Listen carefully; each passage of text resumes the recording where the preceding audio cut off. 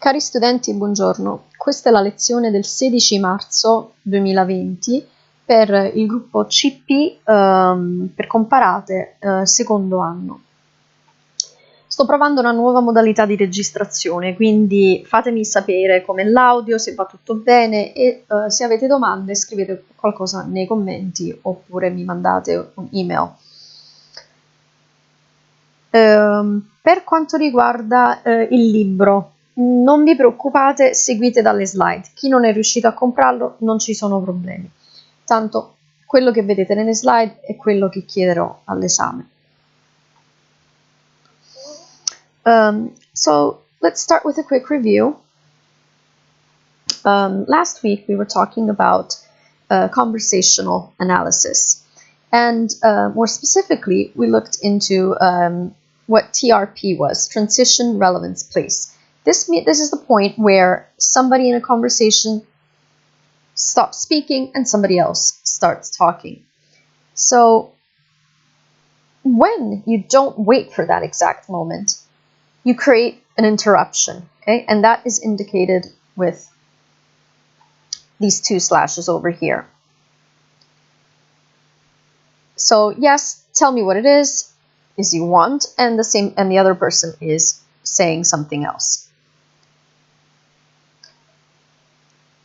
But there are also cases where somebody stops and another person starts talking right after him, and that creates a sort of overlapping that is indicated with an equal sign in conversational analysis. Plus, don't forget about meaningful silence, okay? Silence that has a reason, has a meaning, okay? Like, did you have a good time last night? You pause 3 seconds and then you say, yeah. We watched some videos about how to take turns. I'm not going to go over that. Just watch the video. By the way, just to make things easier, I'm going to put the links that I want you to watch in the comment box related to the video. Okay, so you don't need to go back and forth with your slides. Just click on the link when I ask you to watch a video and then get back to this video. Agency pairs. Conversational analysis analyzes these patterns of actions in communication. Okay. So a question usually has an answer, or an invitation and acceptance, blame, denial, and so on, from a theoretical point of view. We looked at sequences, so stretches of utterances that are put before an agency pair or in between an agency pair. What does this mean? Like when you say, you know that French film that is on in the Odeon? Yes. Do you want to go? Do you want to go and see it tonight? What A says in the first line is a pre-sequence because she's preparing for a question and then a reply.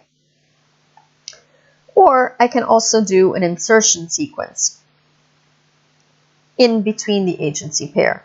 Like, you know that film, you know that French film that is on in the video, in the Odeon? Yes. Do you want to go see it? And then the other person adds, what time does it start? 8:35, and then he or she replies. So in this case, this what time does it start and the answer 8:35 is right in between an agency pair.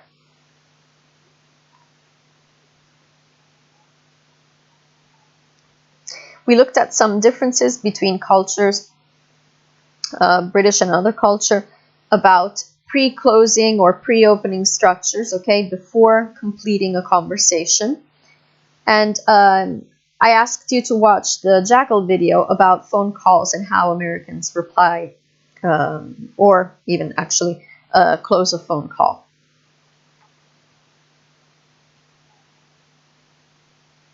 So what is the problem with conversational analysis?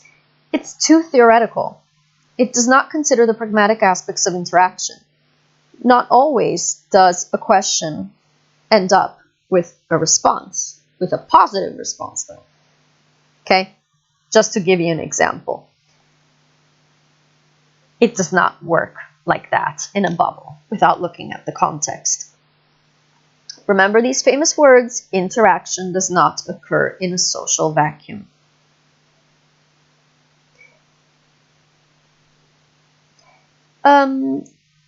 This is one of the aims of interactional social linguistics, okay? To analyze conversation from a pragmatic point of view.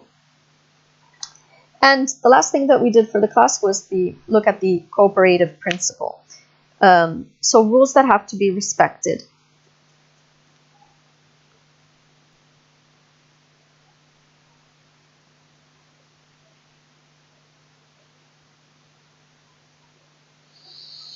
Okay, sorry for the interruption. We were looking at the cooperative principles, okay? It's principles, rules that have to be respected in order to make a conversation flow. Okay, so we'll go back to this, but very quickly. We looked at the maxim of quantity. Don't say too much nor too little.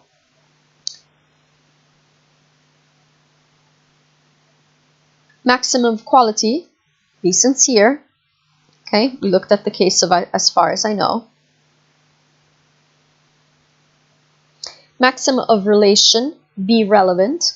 Okay, you have to say something that is relevant. And maxim of manner, don't be ambiguous.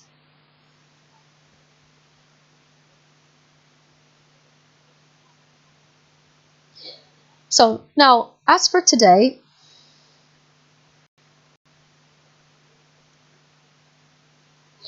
we're going to get more into these concepts, okay?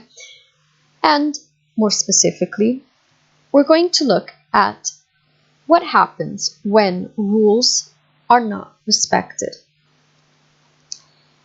There are two ways that you can do this. One is called floating the maxims, and the other one is called violating maxims. I want to read this excerpt from what we said about the maxim of manner.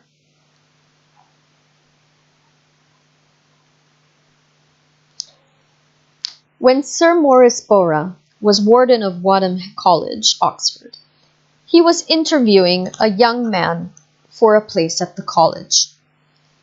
He eventually came to the conclusion that the young man would not do. Helpfully, however, he let him down gently by advising the young man, "I think you would be happier in a larger or a smaller college." In this case, Sir Maurice is not respecting the maxim of quality. Okay, let's go back to the maxim of quality. Maxim of quality says that you have to be sincere. Okay. He's not saying what he thinks.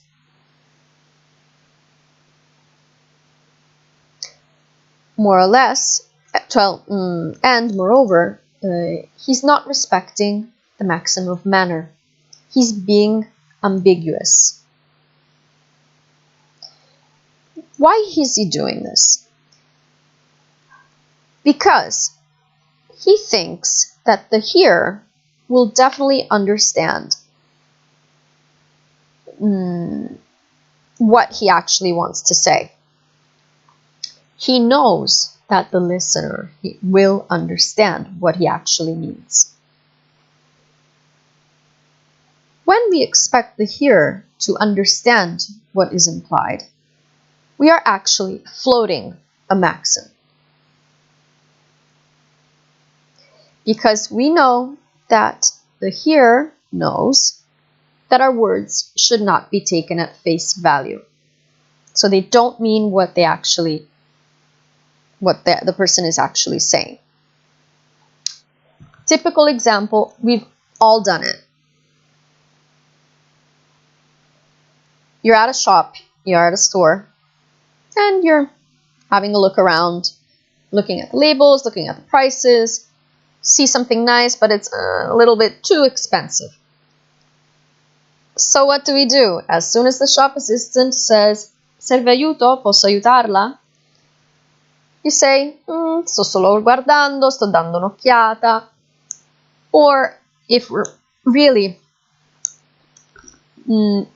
really can't afford something, or we don't want it, you just say, I'll come back later. Ritorno, casomai, in Italian. In this case, our experience tells us that the here, in this case the shop assistant, definitely knows that we are not going to go back.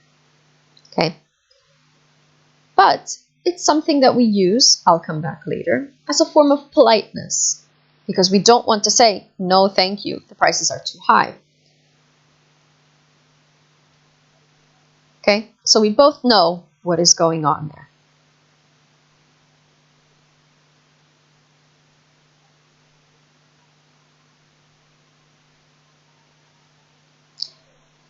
How do I float quantity? Look at this case from your book. Somebody says, well, how do I look? And the person says, your shoes are nice. Again, B knows that A will understand what is the implication. Okay. More than floating quantity, just consider this second case as an example in general about floating. Okay, it wouldn't be specifically about quantity. Okay. It can be considered quantity if you consider the general rule that you shouldn't say not too much nor too little. In this case, B is limiting what he's saying to the shoes. He says that, he or she says, that shoes are nice. So he probably says too little because A wants to know, well, how do I look? And he or she is definitely not just considering shoes.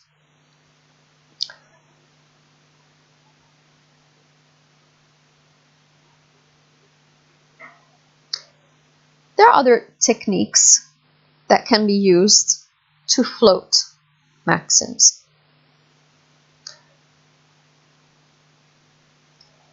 Consider the hyperbole, I'm so hungry, I could eat a horse. This is, of course, an exaggeration.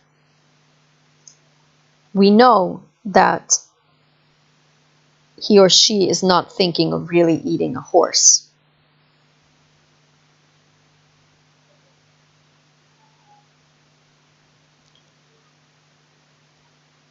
The same thing happens with metaphors.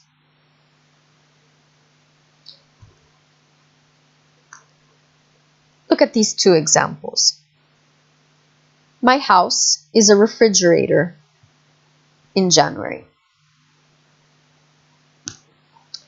Obviously, we know that this metaphor, this house is not actually a refrigerator.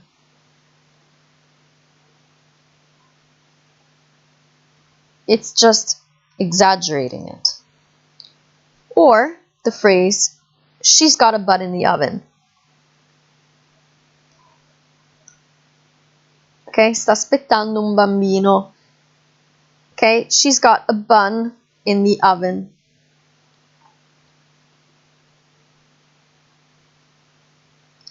We all know that we should not take these words at face value. You shouldn't understand it for the literal meaning of the words, of course.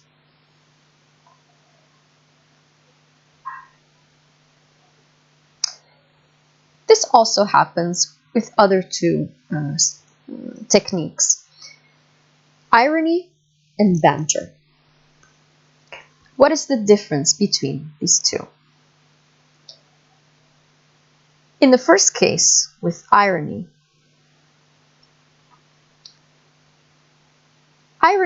is an apparently friendly way of being offensive. For instance, oh, how much I love waking up at 4 a.m. because of the dog. This case, the literal meaning of this sentence is that this person is happy that he or she is waking up at 4 a.m. because of the dog. But this sentence is ironic, of course. I'm using friendly and happy words, but I actually want to be offensive or indicate something that is negative.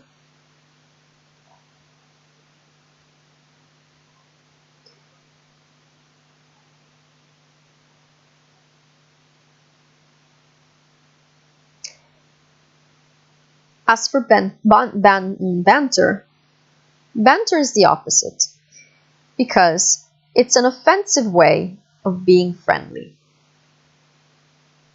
Okay? We all do it. Like, oh, you stupid little guy. Oh, you crazy little girl. What are we doing here? We are using negative words, but we want to say something friendly, something nice.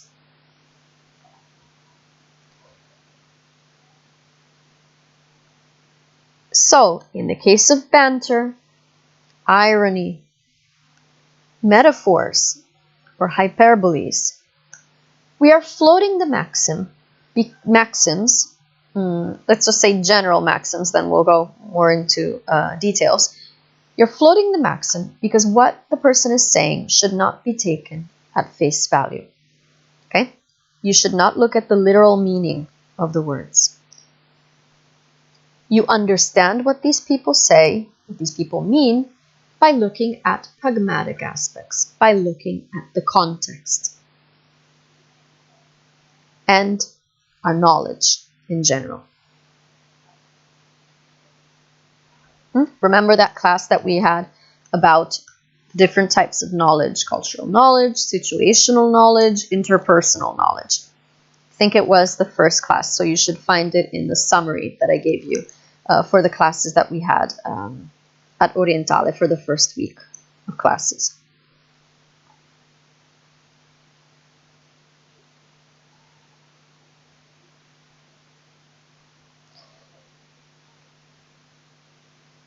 So, what happens if you float relation, the maxim of relation? In this case, the speaker expects the hearer to imagine what he did not say. Letter A says, so what do you think of Mark? And B replies, his flatmate's a wonderful cook. In this case, let's go back to what I said about floating relation.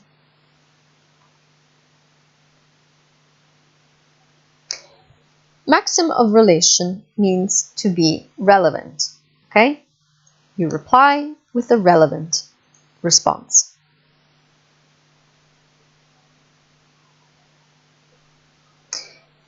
In this case, when I say, so what do you think of Mark? And you reply, his flatmate is a wonderful cook. What do you think is implied in what you are saying?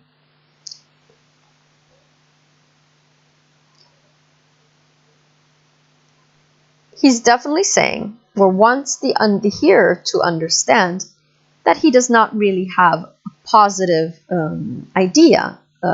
impression from Mark. Okay? His flatmate, not even him, his flatmate's a wonderful cook. So by floating the maxim of relation and not being relevant, this person wants the hearer to imagine what the speaker did not say.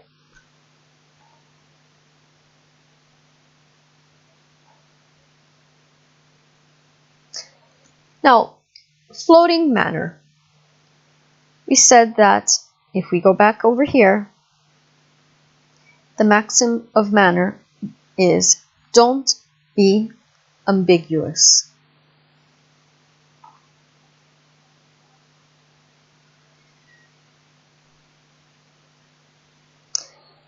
If I float the maxim of manner, the conversation appears to be obscure. Usually you float this maxim because you want to perhaps exclude somebody, exclude a third party from your conversation. So you say something like, "Where are you off to?" And B replies saying, "I was thinking of going to get some of that funny white stuff for somebody." "Okay, but don't be long, dinner's nearly ready." In this case, B's reply is definitely obscure. The only people who can understand what this person is referring to are A and B. A third person would definitely not be able to understand what these two people are talking about if he or she is not part of the context. Okay? We all do it with kids, I don't know, when we want to exclude them from understanding what we are talking about.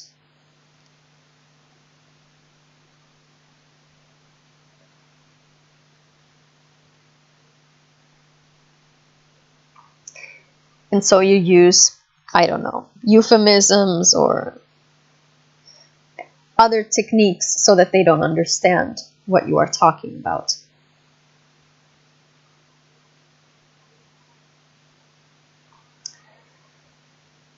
So far we talked about floating the maxim. When both people, the speaker and the hearer, understand that what is being said should not be taken at face value. But what happens with the violation of maxims is that the speaker knows that the hearer does not know the truth. So there is no common ground between the hearer and the speaker.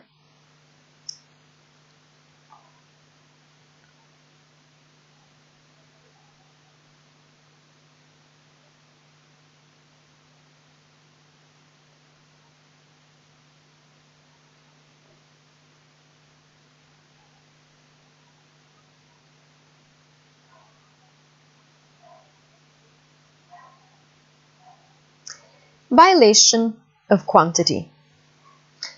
In this case, the speaker does not give enough information. He either gives too much or usually it's too little information.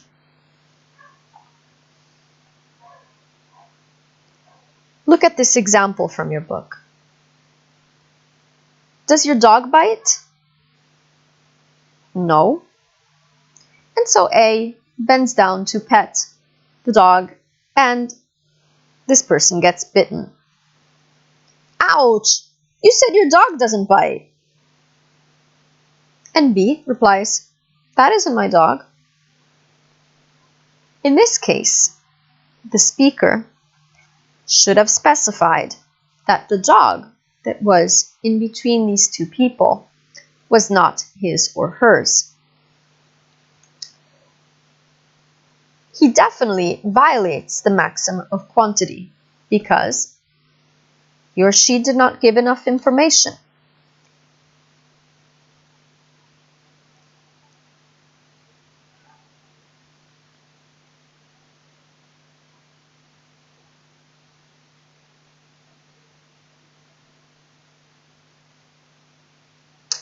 Or let me give you another example of the violation of the maxim of quantity. Your book uses the same dialogue, the same situation, to explain several violations. Violation of the maxim of quantity. Imagine a husband saying, again, this case is from your book, "How much did that new dress cost, darling?" And the wife answers, "Less than the last one." Imagine where I don't know, situation where it was her husband's money, or even her own, and she doesn't want to say how much it cost. So in this case, by replying less than the last one, this person is violating the maxim of quantity, because we do not know how much the last dress had cost. She is not giving too much. She's not giving the necessary information, the necessary quantity of information.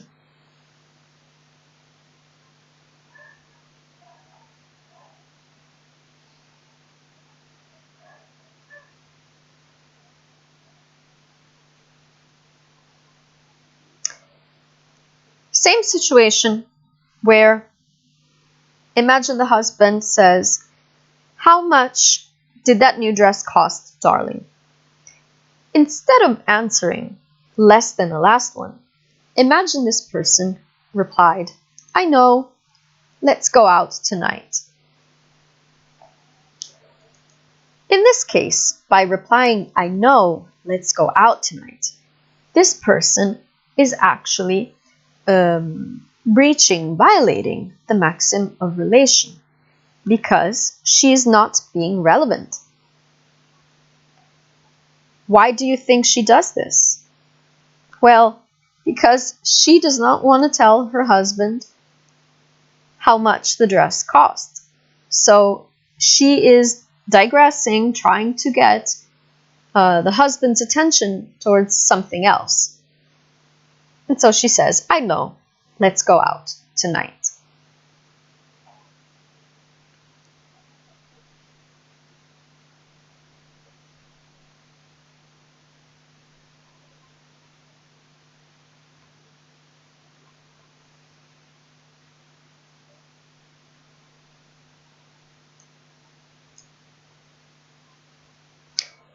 Same situation, but let's say that I want to violate the maxim of manner.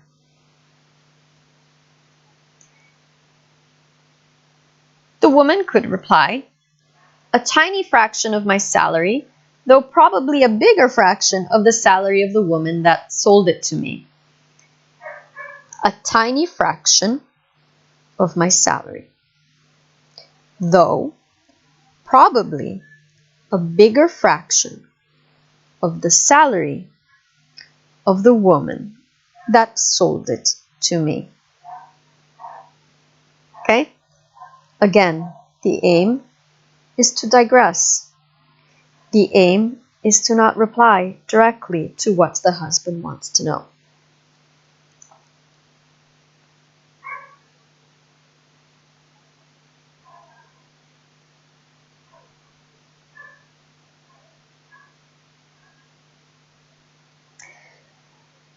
I know that this course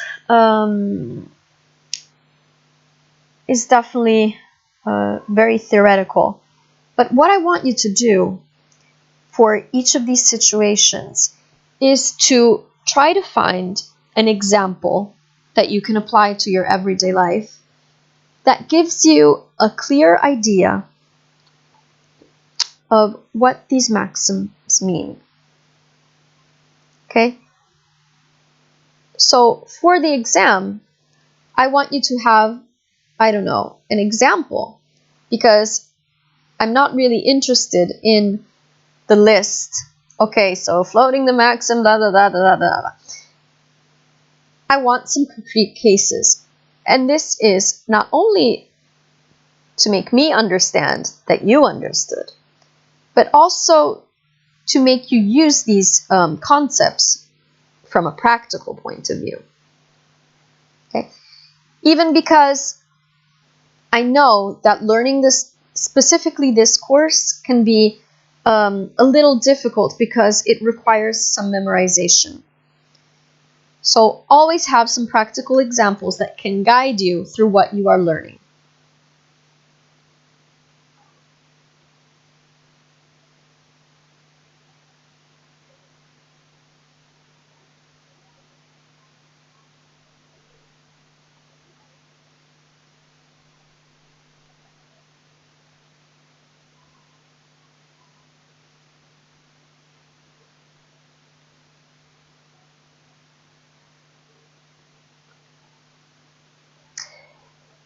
also other forms of non-observance beyond floating and violating maxims. These are called infringement, and they are related to imperfect linguistic performance. What does this mean?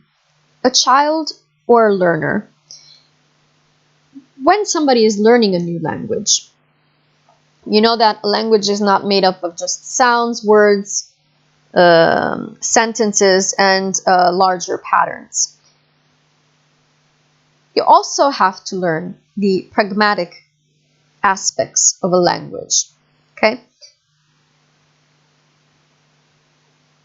These abilities are a thing that children and learners of a new language don't have, at least at the beginning, okay? A child cannot understand what floating a maxim means. They take your words for what they are, for what they hear. They do not have the social skills and the linguistic skills to understand that you should not, that whatever you are saying has a second meaning. Or, with the case of violation of maxims, they still don't have the ability to understand that they themselves are violating a maxim, or that the person who is talking to them is violating such. The same thing happens with learners, especially where, let's say we're talking about students who are learning a totally different language that belongs to a totally different culture. There are so many things, so many cultural aspects, so many pragmatic aspects that the person has to learn, even before being able to manage these skills, manage how to float, manage how to violate, and manage how to react to cases of floating or violation of maxims.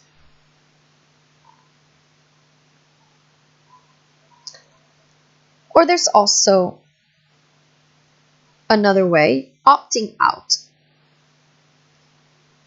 You violate maxims when you're not saying something for legal or ethical reasons. Like, let's say that you ask somebody for some information and they say, "I'm afraid I can't give you that information." Okay, I don't know, somebody involved in the military or in the government, and you are asking them for some piece of information that they cannot give you.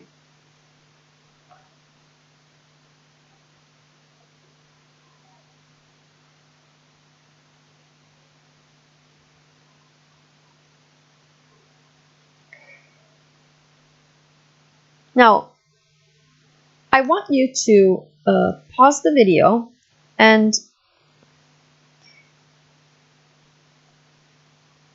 go to this link. Just give me a second. I'll copy it.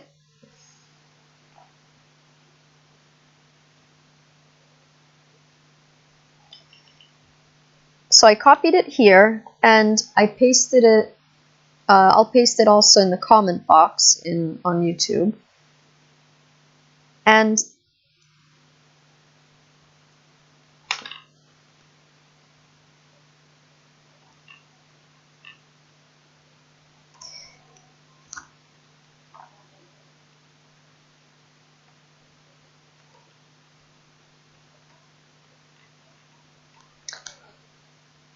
this video lasts about 13 minutes.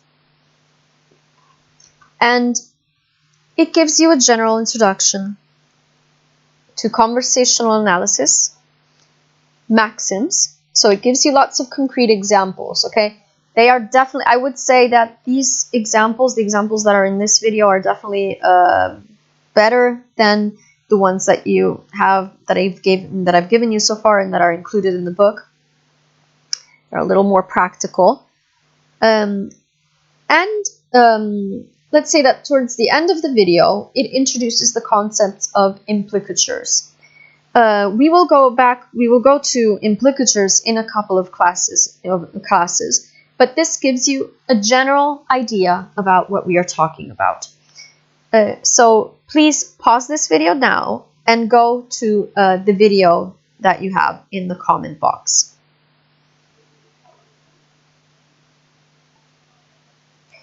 Okay, so I hope that gave you some concrete examples that you can use to remember the different types of maxims, floating the maxim, and violating the maxims. So what did we look at for today? Grice's maxims: maxim of quantity, don't say too much nor too little. Maxim of quality, okay, be sincere, don't lie, and don't mislead people. Maxim of relation, be relevant, don't be irrelevant. Maxim of manner, don't be unclear, don't be ambiguous and obscure. We looked at floating maxims. Floating maxim means that you do not respect the maxim, but because you know that both the speaker and the listener know that your words should not be interpreted from their literal meaning point of view. Okay, they should not be taken at face value.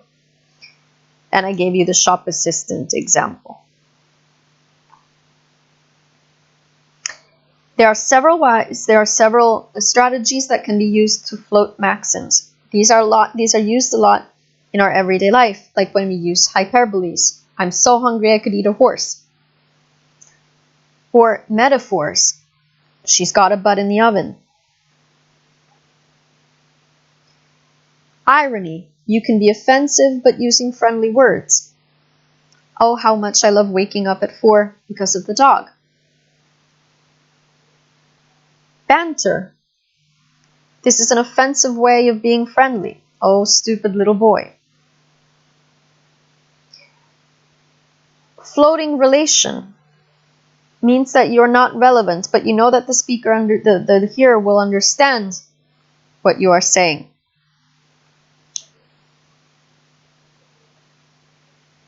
Floating manner, you're obscure because you don't want a third person to understand what you are talking about.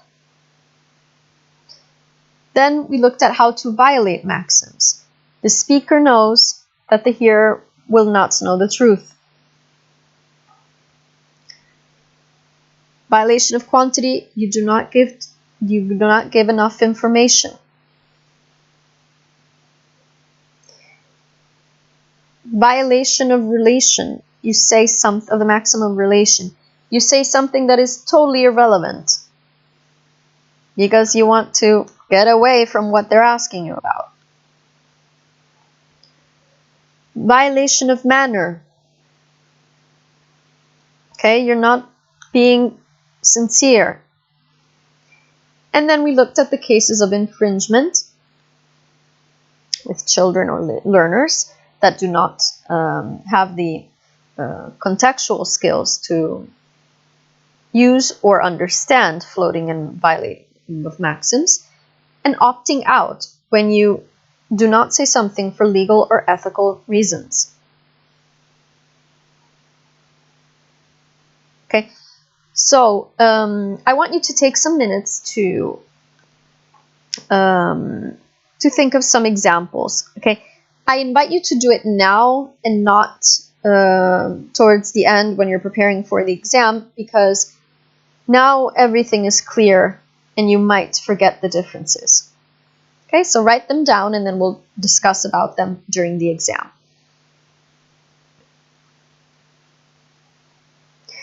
Okay, so today's song is How to Save a Life. Before you go, if you have any questions, just send me an email or write a comment. Let me know about this new recording system, if you like it, if the audio is okay. And see you next time on Wednesday.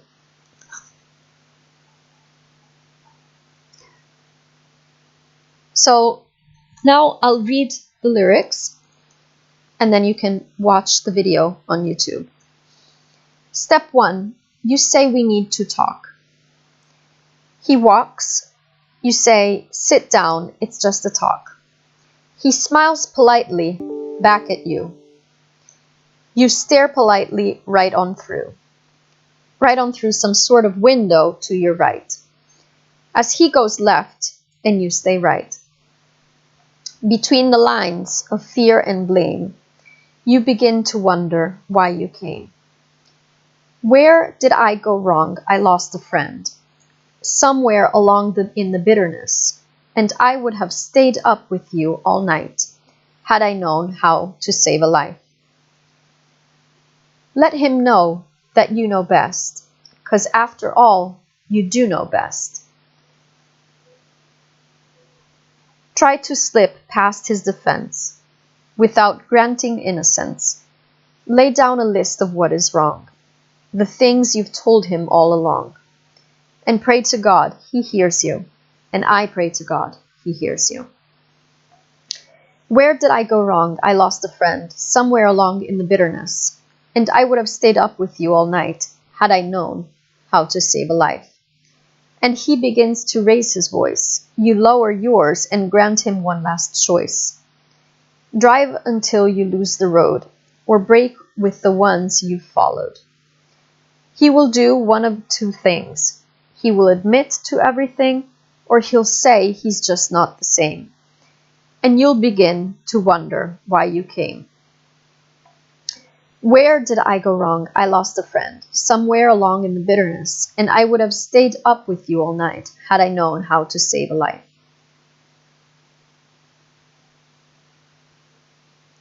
And then it repeats. So please now go to YouTube and watch the video.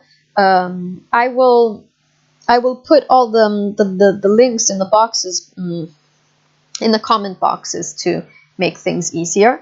The slides are going to be posted on Moodle, so you can go to your Moodle and get them from there for today with the URL for the video.